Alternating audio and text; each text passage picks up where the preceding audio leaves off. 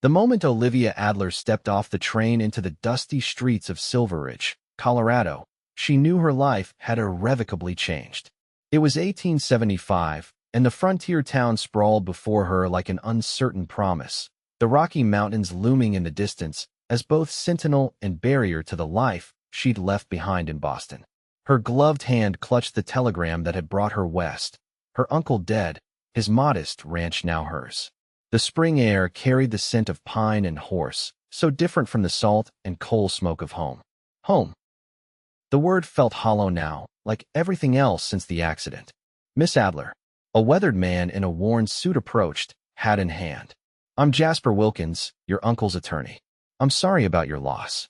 Olivia nodded, her throat tight. Thank you for meeting me, Mr. Wilkins. I've arranged for a wagon to take you to Pinewood. It's about an hour's ride. He gestured to a simple buckboard where a teenage boy waited. That's Thomas. He'll see you safely there.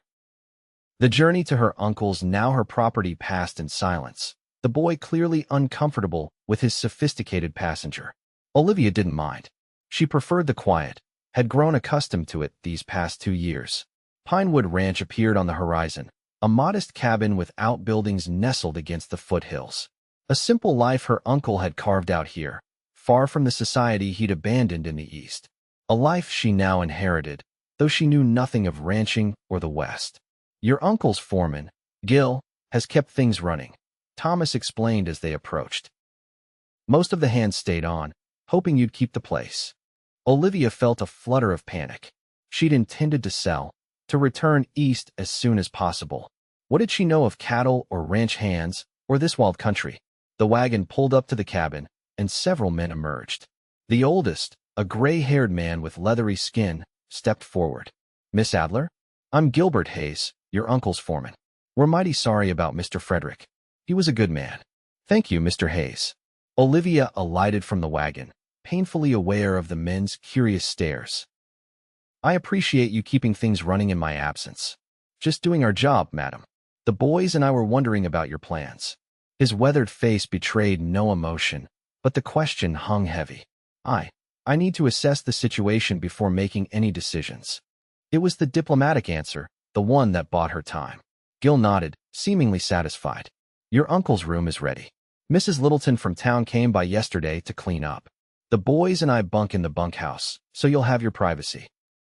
That night, alone in her uncle's cabin, Olivia sat at the simple wooden table, sorting through his papers by lamplight. The ranch was solvent, but not prosperous. There were 30 head of cattle, some horses, and enough land to support them. Nothing like the grand cattle operations she'd read about, but a living for a man content with simplicity. She touched the last letter she'd sent him, unopened. It sat atop a small pile of her correspondence over the years, all neatly tied with string. He'd kept them, though she'd written infrequently, especially after. A knock at the door startled her. It was well past dark, approaching midnight. Miss Adler. Gil's voice came through the door. Sorry to disturb you, but a rider just came in. There's trouble with the north fence line. Cattle breaking through. The boys are heading out, and I thought you should know. When she opened the door, Gil stood there looking apologetic. We'll handle it, madam. Just didn't want you worrying if you heard commotion. Thank you, Mr. Hayes. She hesitated. Is this common enough? He shifted uncomfortably. Your uncle usually rode out with us. Said an owner should know every inch of his land. The implication was clear. Would she be that kind of owner? I'll be ready in 5 minutes, she heard herself say. Gil's eyebrows shot up. Madam, it's no place for 5 minutes, Mr. Hayes. She closed the door before he could protest further. Changing quickly into the only practical clothes, she'd brought a simple skirt and blouse. Olivia faced her reflection in the small mirror. The woman who looked back was pale, her brown eyes too large in her thin face. She'd once been called pretty, before grief had hollowed her out. Now she was just empty. Outside, the men were mounted and waiting, their faces showing varying degrees of surprise when she emerged. Gil looked ready to object again, but instead silently helped her onto a gentle mare. Stay close to me, was all he said. They rode into the night, the spring air crisp against her face.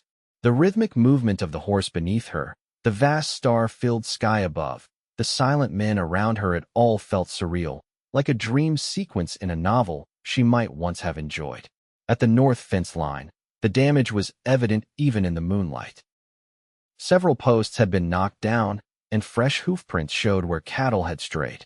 Wasn't the wind, one of the hands said, examining the posts. These were cut. Gil's face hardened. Carlson's men, likely. He's been after this water access for years. Who is Carlson? Olivia asked, dismounting carefully. Garrett Carlson. Owns the big spread north of here, Gil explained. Your uncle refused to sell him access to the creek that runs through this corner of Pinewood. Carlson didn't take kindly to being refused. The men worked quickly to repair the fence, and Olivia found herself holding tools, following instructions, her gloves quickly dirt-stained. By the time they finished, false dawn was lighting the eastern sky, and they'd rounded up the strayed cattle. Riding back, bone-weary but strangely exhilarated, Olivia caught Gil watching her. What? She asked. Nothing, madam. Just, your uncle would be proud. Not many city ladies would ride out in the night to mend fences. I'm not sure what kind of lady I am anymore, Mr. Hayes. The words slipped out before she could stop them.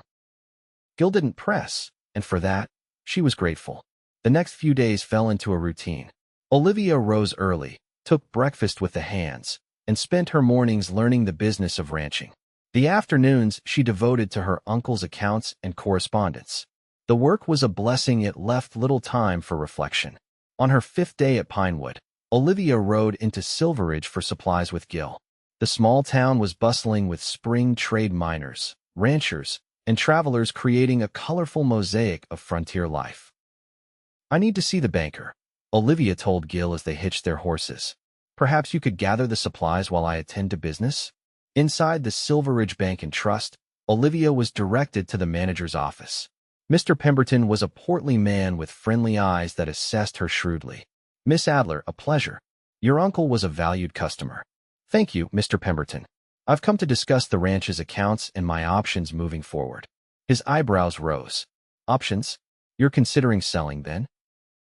I'm considering all possibilities, she said diplomatically. The ranch is quite different from my life in Boston. Pemberton nodded sympathetically. Of course. However, I should inform you that your uncle took out a loan last winter. Cattle prices were down, and he needed capital for spring expenses. The note comes due in 3 months. Olivia felt her stomach drop. How much? The figure he named consumed nearly all of her personal savings money she'd been counting on to restart her life if she sold the ranch. I see, she said, struggling to maintain her composure.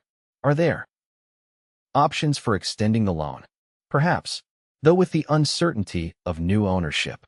He left the implication hanging. Leaving the bank, Olivia's mind raced. She couldn't afford to pay off the loan and return east. She would have to stay, at least until the fall cattle sales. The realization left her feeling both trapped and, surprisingly, relieved. The decision had been made for her. She was so distracted that she walked directly into the path of an oncoming rider. The horse reared, and strong hands grabbed her shoulders, pulling her aside just in time. Whoa there! A deep voice exclaimed. Are you all right, madam? Olivia looked up into the bluest eyes she'd ever seen, set in a sun-bronzed face beneath a well-worn cowboy hat. The man was tall, his shoulders broad under a dusty denim jacket. Yes, thank you. I wasn't paying attention. She stepped back, embarrassed. No harm done. He touched the brim of his hat. You must be Frederick Adler's niece. Word travels fast in small towns. He extended a hand. Colton Grayson. I ranch over at Whispering Pines. Olivia took his hand briefly. Olivia Adler. Yes, I've inherited Pinewood. Sorry about your uncle. He was a good neighbor. His eyes were kind, but there was something else there, a wariness, perhaps. Thank you, Mr. Grayson. Cole, please. He glanced over her shoulder, his expression cooling. Afternoon, Hayes. Gil had appeared beside her. Grayson. His tone was neutral, but his stance was protective. Miss Adler was just telling me she's taking over Pinewood, Cole said, his gaze returning to Olivia. That she is, Gil replied. And we should be heading back. Supplies are loaded, Miss Adler. Of course. Olivia nodded to Cole. Thank you again, Mr. Grayson. Cole. He reminded her with a smile that transformed his face. And Miss Adler? Welcome to Colorado. On the ride back to the ranch, Olivia found herself thinking of those blue eyes in that smile. It had been a long time since she'd noticed such things about a man. "You know Mr. Grayson well?" she asked Gil casually. "Well enough." Gil's tone was guarded. "His ranch borders Pinewood to the east. He's fair in his dealings, unlike some." The unspoken reference to Carlson hung between them. "He seemed nice." Gil glanced at her. "He is. But he's also ambitious. Been buying up small spreads whenever he can. Word is he wants to expand west." The implication was clear. "You think he wants Pinewood?" "I think every rancher with ambition has his eye on Pinewood right now, madam. A property with good water and a woman owner with no experience. It's like blood in the water." Olivia straightened in her saddle. "Then they'll be disappointed. I have no intention of being easy prey, Mr. Hayes." Gil's weathered face cracked in a rare smile. "You're more like your uncle than I thought, Miss Adler." The next morning brought another fence-cutting incident, this time with cattle driven deliberately through the break. Olivia rode out with the hands again, her riding skirt now comfortably worn. "This isn't random," Gil said grimly as they surveyed the damage. "This is Carlson sending a message." "Then perhaps I should respond," Olivia said, her voice steady despite her racing heart. "Where is Mr. Carlson's ranch?" "Miss Adler, that's not advisable. Where, Mr. Hayes?" Half an hour later, they rode up to a sprawling ranch house, far more elaborate than her uncle's modest cabin. A man stepped onto the porch, rifle casually in hand. He was tall, silver-haired, with cold eyes and a hard face. "Hayes," he called. "To what do I owe this pleasure?" Gil's jaw tightened, but Olivia spoke first. "Mr. Carlson? I'm Olivia Adler, Frederick's niece." The man's eyes narrowed. "Miss Adler, I was sorry to hear about Frederick. A stubborn man, but I respected him." "Apparently not enough to respect his property," Olivia replied evenly. "I'm here about my fences. They keep getting cut, and my cattle keep straying oddly enough, always onto your land." Carlson's mouth twitched. "Frontier life is full of hazards, Miss Adler. Wind, wolves, wood that rots, and wire cutters that find their way into unscrupulous hands," she finished. His amusement vanished. "You're accusing me of something, Miss Adler?" "I'm informing you that Pinewood Ranch is still operating, Mr. Carlson, under my ownership, and I intend to protect what's mine." Carlson studied her, something like respect flickering in his cold eyes. "Your uncle turned down good money for that water access, Miss Adler. I'd make you the same offer. More, even." "The answer remains no." "Good day, Mr. Carlson." As they rode away, Gil was quiet for a long time. Finally, he said, "That was either very brave or very foolish, Miss Adler." "Perhaps both," she admitted, her hands shaking now that the confrontation was over. "But I won't be bullied." That evening, as Olivia sat on the cabin's small porch watching the sunset paint the mountains, she heard hoofbeats approaching. A rider appeared, silhouetted against the darkening sky. "Evening, Miss Adler," Cole Grayson called, dismounting with fluid grace. "Hope I'm not intruding." "Mr. Grayson, this is unexpected." "Cole," he corrected with that transformative smile. "And I was riding fence lines, saw your light. Thought I'd be neighborly and check in on how you're settling." "It's kind of you, though I suspect you heard about my visit to Garrett Carlson today." Cole's smile faded. "News travels fast. That was a risky move. So I've been told. Would you like some coffee, Mr. Cole?" Over steaming cups at her kitchen table, Cole explained the long-standing tensions between the ranchers in the valley. "Carlson's old school. Believes might makes right. Your uncle was one of the few who stood against him." "And you?" Olivia asked. "I mind my own business." Cole studied her over his cup. "But I admire those with backbone. Your uncle had it. Seems you do too." She looked down, uncomfortable with his praise. "I'm just trying to honor his legacy until I decide what's best." "And what do you think that might be?" The question was gentle, but it probed a wound still raw. "I don't know," she admitted. "I came here intending to sell." Now you're not so sure," he finished. "The bank tells me my uncle took out a loan. It comes due in 3 months. I need to stay at least until then, until I can repay it." Cole nodded thoughtfully. 3 months is a long time in the West. Plenty can change. Their conversation shifted to lighter topics: the beauty of Colorado, the characters in town, the coming summer. Cole was easy to talk to, his laugh warm, his stories entertaining. For the first time since arriving, Olivia felt herself truly laughing. When he finally rose to leave, the hour was late. At the door, he hesitated. Miss Adler, Olivia, I hope you don't mind my forwardness, but there's a social at the town hall Saturday night. Dancing, food, the whole town turns out. Would you consider attending? With me? The invitation caught her off guard. I don't know if I should. Something flickered in his blue eyes. Because of Carlson? Because of many things. She thought of her mourning clothes, packed away but still present in her heart. I'm not much for socializing these days. All the more reason to start again. His voice was gentle. Just a dance or two. No obligations. Looking into his hopeful face, Olivia found herself nodding. All right, a dance or two. His smile was like sunrise. I'll call for you at 6. After he'd gone, Olivia stood in the doorway for a long time, watching the stars emerge. It had been 2 years since she'd contemplated a social event. 2 years since she'd considered a man's invitation with anything but polite refusal. 2 years since the carriage accident that had taken her fiancé and her joy in a single moment of shattering glass and screaming horses.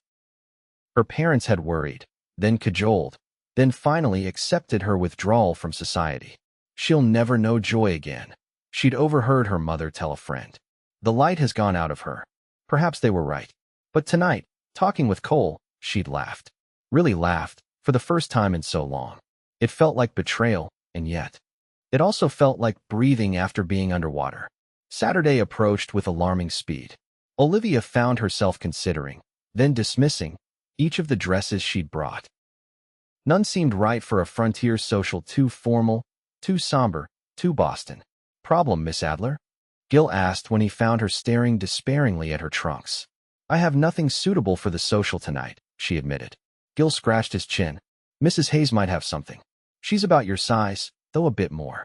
He gestured vaguely at his chest, then reddened. Begging your pardon, madam. By afternoon, Olivia was trying on a sky-blue calico dress that Mrs. Hayes had altered in haste. The older woman stepped back, nodding approval. It suits you, dear. Brings out the roses in your cheeks. Olivia glanced in the mirror, startled to see that her normally pale complexion did indeed have a healthy glow. Days in the Colorado sun had added freckles across her nose and a tan to her formerly porcelain skin. Thank you, Mrs. Hayes. It's perfect. When Cole arrived promptly at 6, Olivia was ready, her hair simply but elegantly arranged, the blue dress complemented by a cream shawl. His appreciative gaze made her blush. Miss Adler, you look beautiful. The ride to town was pleasant, the evening warm, the sky a tapestry of pinks and purples as the sun set behind the mountains. Cole pointed out landmarks, told stories of local characters, and generally kept conversation flowing easily. The town hall was transformed, lanterns hanging from every beam, tables laden with food, a small band playing lively tunes. It seemed the entire population of Silverridge was present, from infants to the elderly. Miss Adler. Mr. Pemberton from the bank approached, his wife in tow. How delightful to see you out and about. And with Mr. Grayson, no less. Introductions flowed, and soon Olivia found herself surrounded by townspeople eager to meet Frederick Adler's niece. Some offered condolences, others advice on ranching, still others thinly veiled inquiries about her intentions for the property. Through it all, Cole remained at her side, subtly guiding conversations away from business matters, ensuring she was comfortable, bringing her refreshments. When the band struck up a waltz, he held out his hand. May I have this dance, Miss Adler? The floor cleared somewhat as couples took their positions. Olivia hesitated only briefly before placing her hand in his. Cole was an excellent dancer, leading confidently but gently. You move well, he noted. Boston society must have had its advantages. Some, she admitted, though I was never much for large gatherings even then. Why not? His blue eyes were curious, not judgmental. I always preferred quieter pursuits. Reading, painting, walking in the gardens. My mother despaired of my ever making a good match. And did you? Make a good match? The question was casual, but his eyes were intent. Olivia missed a step, and Cole smoothly covered her stumble. I'm sorry, he said immediately. That was too personal. No, it's all right. The music swirled around them, creating a strange pocket of intimacy. I was engaged. 2 years ago. His hand tightened slightly on hers. He died. A carriage accident. We were returning from the opera when the horses spooked.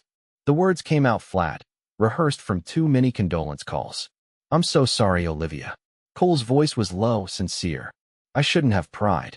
You couldn't have known. The music was ending, and Olivia felt a curious reluctance to leave the safety of his arms. Besides, it was a long time ago. Some wounds take longer to heal than others. His eyes held understanding that spoke of personal experience. Before she could respond, a commotion at the entrance drew their attention. Garrett Carlson had arrived, flanked by several of his ranch hands. Cole's posture stiffened. I didn't expect him to show. He rarely comes to town events.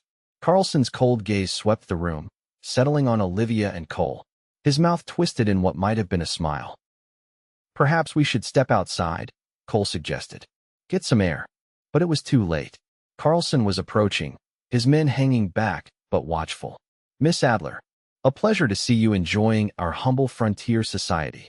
His tone made the words less than complimentary. And with Grayson, no less. Interesting choice of escort. Mr. Carlson. Olivia nodded coolly. I wasn't aware you enjoyed dancing. Only when the partner is worth the effort. His gaze slid to Cole. Tell me, Grayson, have you made your offer for Pinewood yet? Or are you taking a more personal approach to acquisition? Cole's jaw tightened, but his voice remained level. Miss Adler and I are friends, Carlson. A concept you might find foreign. Friends. Carlson's smile didn't reach his eyes. Is that what they're calling it these days? That's enough. Olivia's voice was sharp. Mr. Carlson, whatever business grievances exist between ranchers, they don't belong here. This is a social gathering. Carlson studied her, then inclined his head slightly. As you wish, Miss Adler. But a word of advice, be careful who you trust in these parts. Some men's ambitions outweigh their honor. With that, he turned and walked away. Cole released a breath. I'm sorry about that. Why? You didn't invite him. Olivia was shaken but determined not to show it. What did he mean about an offer for Pinewood? Cole's hesitation was answer enough. You are interested in buying my ranch, she said, stepping back from him. Olivia, it's not like that. Yes, Whispering Pines borders your property, and yes, expanding west would make sense for my operation. But that's not why I'm here with you tonight. She wanted to believe him, but doubt crept in. Then why are you here? What do you want from me, Mr. Grayson? His face fell at her return to formality. I'd like to take you home now, if you're ready. The ride back to Pinewood was tense, the easy conversation of earlier replaced by strained silence. When they reached the ranch, Cole helped her down from the wagon, his touch impersonal. At the door, Olivia turned. Thank you for the evening, Mr. Grayson. Cole, he said quietly. Please. Cole. She softened slightly. I apologize for my reaction. It's just, everything here is new to me. I don't know who to trust. You can trust me, Olivia. His eyes held hers. I won't pretend I haven't thought about how Pinewood would complement my ranch. But that's not what tonight was about. Then what was it about? He stepped closer, close enough that she could smell the clean scent of his soap beneath the lingering dust of the trail. It was about a man wanting to spend time with a woman who intrigues him. A woman with spirit and courage. A woman who deserves to smile more than she does. Olivia's heart hammered in her chest. I should go inside. Cole nodded, stepping back. Of course. Good night, Olivia. Good night, Cole. Inside, Olivia leaned against the door, her thoughts in turmoil. She'd enjoyed herself tonight, truly enjoyed herself for the first time in years. And that enjoyment felt like a betrayal of Edward's memory. Yet something in Cole's eyes, in his gentle manner, called to her. Made her wonder if perhaps joy wasn't permanently beyond her reach after all. The next morning brought no clarity, only more questions. Olivia threw herself into ranch work, riding out with the hands, checking cattle, reviewing ledgers, anything to keep her mind occupied. 3 days passed without word from Cole. Olivia told herself it was for the best, even as she found her gaze drifting eastward toward Whispering Pines. On the 4th day, disaster struck. Olivia was working in the garden when Gil rode in at a gallop, his face grim. Fire, he called. North pasture.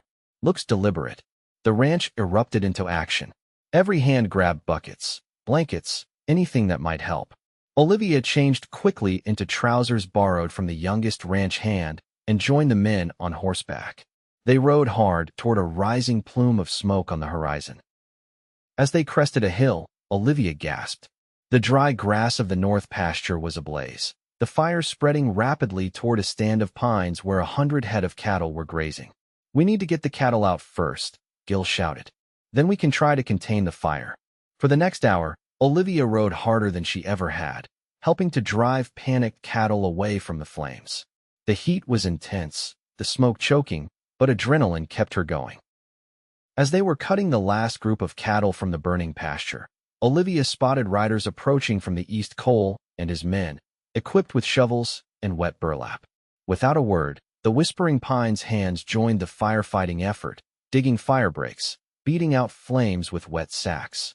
Cole worked alongside his men, his face streaked with soot, his blue eyes standing out starkly against the grime. When he spotted Olivia wielding a shovel, her face as dirty as any hands, his eyes widened. He worked his way toward her. "You shouldn't be here," he shouted over the roar of the flames. "It's too dangerous." "It's my ranch," she shouted back, continuing to dig.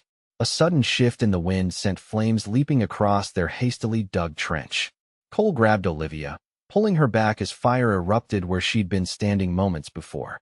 They stumbled together, falling to the ground. Cole's body covered hers protectively as burning debris rained around them. "Are you all right?" he demanded, his face inches from hers. Olivia nodded, breathless from fear and his proximity. Cole helped her up, his arm remaining around her waist. "Stay with me," he ordered. For the next several hours, they worked side by side, fighting the blaze until finally, with the help of a providential rain shower, they gained control. By nightfall, the fire was out, leaving a charred wasteland where the north pasture had been. The cattle were safe, though scattered. No buildings had been lost, but the damage was still severe. The exhausted firefighters gathered by the creek, washing soot from faces and hands. Olivia sat on a rock, her body aching, her lungs raw from smoke. Cole appeared, carrying a canteen. He sat beside her, offering the water. "Drink," he said simply. She drank gratefully, then returned the canteen. "Thank you. For coming. For helping. That's what neighbors do." He studied the blackened landscape. "This wasn't an accident." "No," she agreed. "Mr. Hayes found evidence of kerosene. Carlson. Most likely, though we'll never prove it." Cole's jaw tightened. "This goes beyond feuding, Olivia. This is criminal. What can I do? Go to the sheriff with suspicions, but no proof? Challenge one of the most powerful men in the territory? You could sell. Leave. Go back east where it's safe." The words seemed to pain him. "Is that what you want?" she asked quietly. "For me to sell to you and go?" His eyes met hers, intense in the fading light. "What I want and what's safest for you might be different things." Before she could respond, Gil approached. "Miss Adler, we should head back. The men need rest, and we've got a full day tomorrow assessing damage." The moment broken, Olivia stood. "Of course, Mr. Hayes." To Cole, she added, "Thank you again. I don't know how we would have managed without your help." "Anytime," he said softly. "That's a promise." In the days that followed, Pinewood slowly recovered from the fire. The damage, while significant, wasn't catastrophic. Most of the cattle had been saved, and the burned pasture would recover with time and rain. Cole rode over regularly, ostensibly to check on their progress, but increasingly just to spend time with Olivia. They would ride the property together, or sit on the porch in the evenings talking, or sometimes simply work side by side in comfortable silence. Despite her initial reservations, Olivia found herself looking forward to his visits, planning her days around them. Something was growing between them, something fragile but undeniably real. One evening, as they sat watching the sunset paint the mountains, Cole turned to her. "There's a spot on my property I'd like to show you tomorrow, if you're free. It's a bit of a ride, but worth it." "I'd like that," she replied, wondering at the slight nervousness in his manner. The next day dawned clear and perfect. Cole arrived early, 2 horses saddled, a packed lunch tied behind his saddle. They rode east into the rising sun, across Whispering Pines Ranch. Cole's property was larger than Pinewood, the operation more sophisticated. Well-maintained fences lined carefully managed pastures where quality cattle grazed. "Your ranch is impressive," Olivia observed. "How long have you been building it?" 7 years. Pride colored his voice. "Started with 50 acres and a dozen cattle. Built it acre by acre, head by head. You must have worked incredibly hard." "I did. Still do." But it's worth it. He glanced at her. Having something that's yours, that you've built with your own hands, there's nothing like it. Olivia thought of Pinewood, of how in just a few weeks it had begun to feel like home. I'm beginning to understand that. They rode for nearly 2 hours, climbing steadily into the foothills until Cole reined in beside a stand of aspens. We walk from here. He led her along a narrow path that wound between the white-barked trees. After a few minutes, the path opened onto a small meadow perched on the mountainside. A clear stream tumbled over rocks at one end, and wildflowers carpeted the ground in a riot of colors. But it was the view that took Olivia's breath away. From this vantage point, the entire valley spread before them, whispering pines, Pinewood, even Carlson's larger spread to the north. The patchwork of ranches, forests, and meandering creeks formed a living map of their world. Cole, it's beautiful, she whispered. I come here to think. He spread a blanket on the grass beside the stream. To remember why I do what I do. They shared the simple meal he'd brought: bread, cheese, cold chicken, and apples, sitting side by side, shoulders occasionally touching as they pointed out landmarks in the valley below. You can see where the fire was, Cole noted, indicating the black scar on Pinewood's northern boundary. But look, it's already greening up around the edges. The land heals. Do people? The question slipped out before Olivia could stop it. Cole's eyes found hers, understanding in their depths. Yes, but sometimes they need help. What kind of help? Her voice was barely audible over the stream's gentle music. Someone to remind them that joy is still possible. He reached out, his hand hovering near her cheek, asking permission. Olivia closed her eyes, leaning into his touch. His palm was warm against her skin, calloused from work, but incredibly gentle. When I lost my wife, Cole said softly, I thought I'd never feel anything again. 5 years she's been gone, and for the first 3, I was just existing. Olivia's eyes opened, meeting his. What changed? Time, work, this place. His thumb traced her cheekbone. And eventually, I realized that Meg would have hated seeing me half alive. She loved life so much. Wasting mine was the worst way to honor her memory. Tears filled Olivia's eyes. I've been doing that. Wasting my life. No, Cole said firmly. You've been healing. There's a difference. How do you know when it's time to stop grieving and start living again? His smile was gentle. When you start asking that question. Olivia leaned forward, resting her forehead against his shoulder. Cole's arms came around her, holding her securely but not confining her. They sat like that for a long while, the sun warming them, the stream providing gentle accompaniment to the rhythm of their breathing. Finally, Cole spoke. I need to tell you something, Olivia. Something important. She pulled back enough to see his face. What is it? I've withdrawn my interest in purchasing Pinewood. Surprise flashed across her features. But why?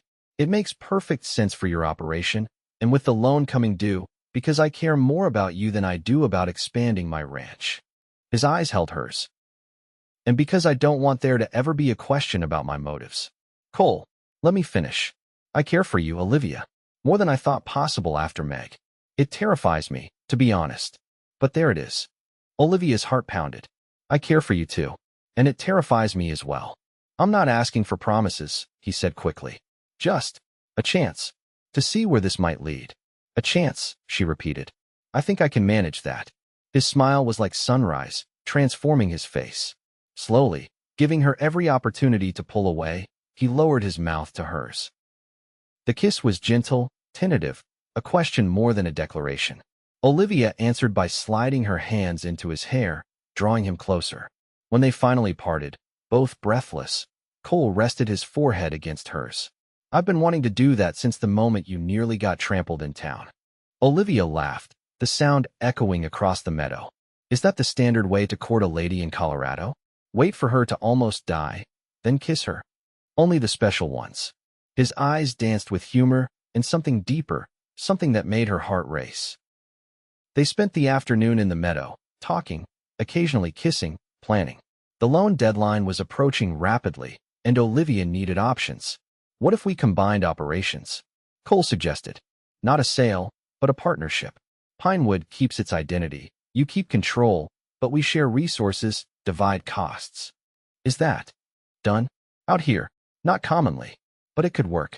We could draw up a proper contract, have Wilkins make it legal. The idea had merit. It would solve her immediate financial problems while allowing her to honor her uncle's legacy. And it would give her and Cole time to explore whatever was growing between them without the pressure of financial necessity. I'd like to try it, she decided. A partnership. Cole's smile was worth any risk. I was hoping you'd say that. The ride back to Pinewood was filled with plans and possibilities. As they approached the ranch, however, Cole suddenly reined in, his expression hardening.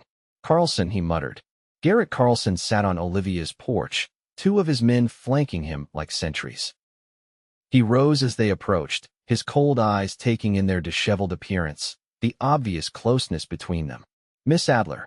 Grayson. His voice was neutral, but something dangerous lurked beneath. Mr. Carlson, Olivia replied, dismounting. This is unexpected. I came to make you another offer for that north pasture water access. His gaze flicked to Cole. Before others stake claims. My answer remains no, Olivia said firmly. That water serves Pinewood's needs. Carlson's mouth tightened. Even after the fire? Seems to me you're in a precarious position, Miss Adler. Loan coming due, damaged land.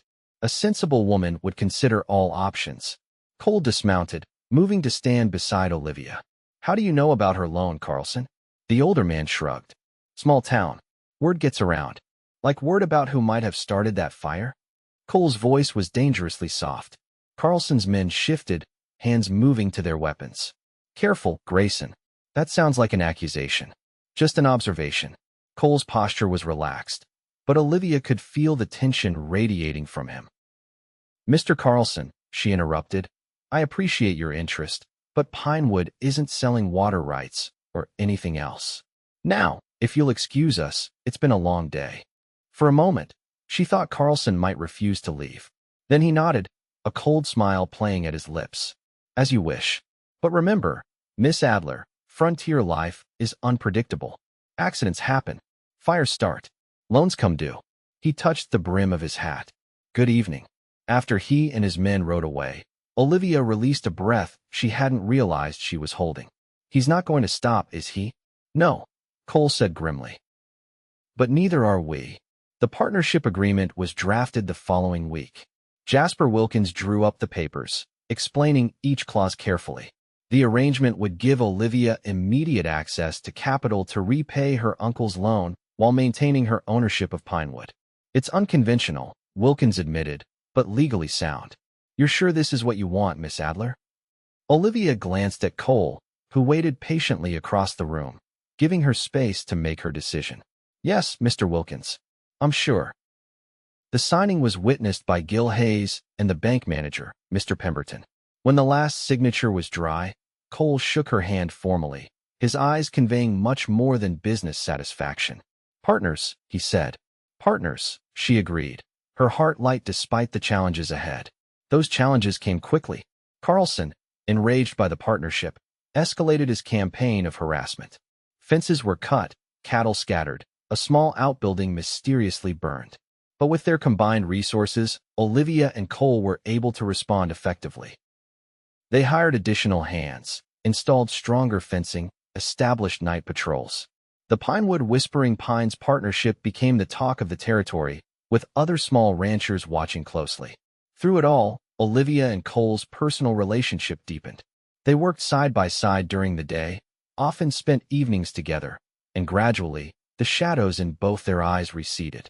On the 3-month anniversary of her arrival in Colorado, Olivia rode to the meadow above Whispering Pines.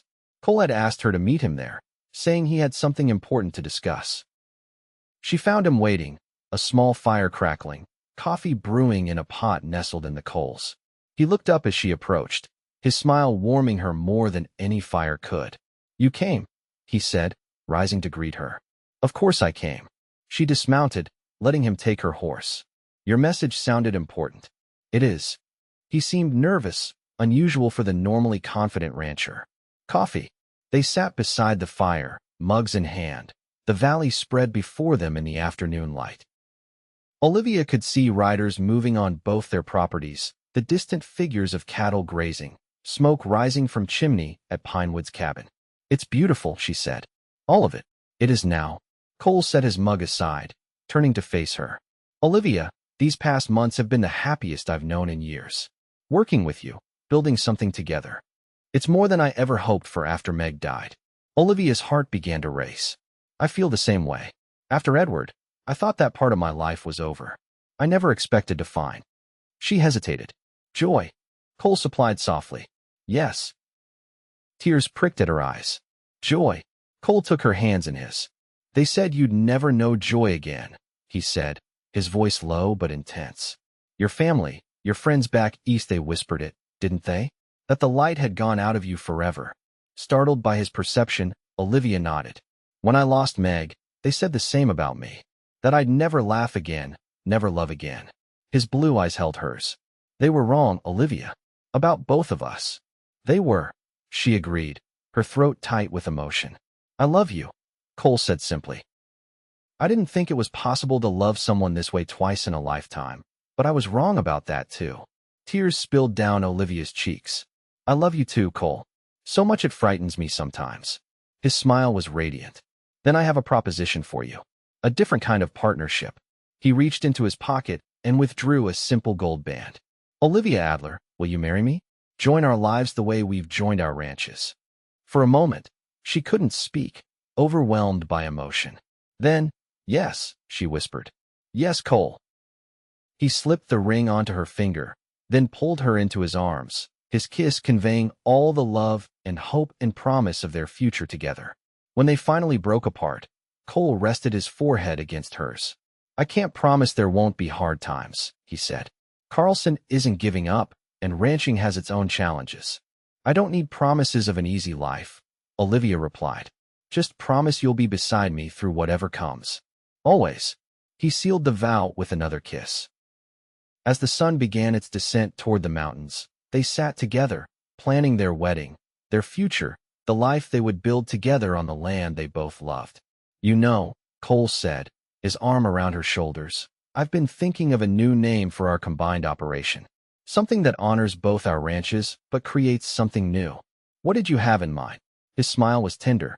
Joyful Hearts Ranch. Olivia laughed, the sound carrying across the valley, free and unrestrained. It's perfect. And as the sun set on the Colorado frontier, two people who had once believed joy was beyond their reach held tight to the second chance they'd found in each other, a love as vast as the western sky and as enduring as the mountains that witnessed their promise.